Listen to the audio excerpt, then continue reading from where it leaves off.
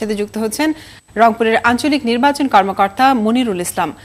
জনাব মনিরুল ইসলাম, আপনাকে দেশজোগে স্বাগত জানাচ্ছি। আপনার কাছে প্রথমে যে জিনিসটি জানতে চাইবো যে উপজেলা নির্বাচনের জন্য আপনাদের সব প্রস্তুতি কি শেষ হয়েছে, আর সুষ্ঠু নির্বাচনের জন্য কি কি পদক্ষেপ নেওয়া হয়েছে? আমাদের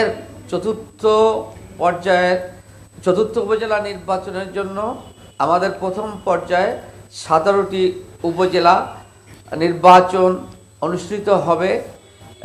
এই নির্বাচন আগামীকাল অনুষ্ঠিত হবে। এই নির্বাচনের জন্য সকল প্রকার প্রস্তুতি নির্বাচন কমিশনের নির্দেশনা মোতাবেক সম্পন্ন করা হয়েছে এবং ভোট কেন্দ্রের ভোটারদের নিরাপত্তা করার জন্য যা যা করার দরকার নির্বাচন কমিশন এবং স্থানীয় প্রশাসন সেই পদক্ষেপ গ্রহণ করেছে।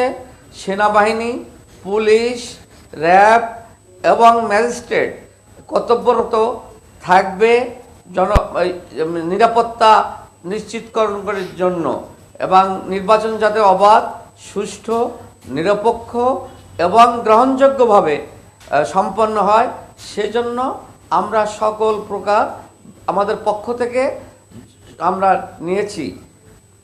Thank you. আগামীকালে নির্বাচনে সার্বিক নিরাপত্তা ব্যবস্থা নিয়ে আপনারা কি সন্তুষ্ট? আমরা যে ব্যবস্থা গ্রহণ করা হয়েছে তা নিয়ে আমরা অত্যন্ত সন্তুষ্ট। আশা করি কোনো প্রকার নির্বাচনের কোথাও কোনো ব্যত্যয় ঘটবে বলে আমি মনে করি না। জনাব মনিরুল ইসলাম, আপনাকে অনেক ধন্যবাদ আমাদের সাথে যুক্ত থাকার জন্য।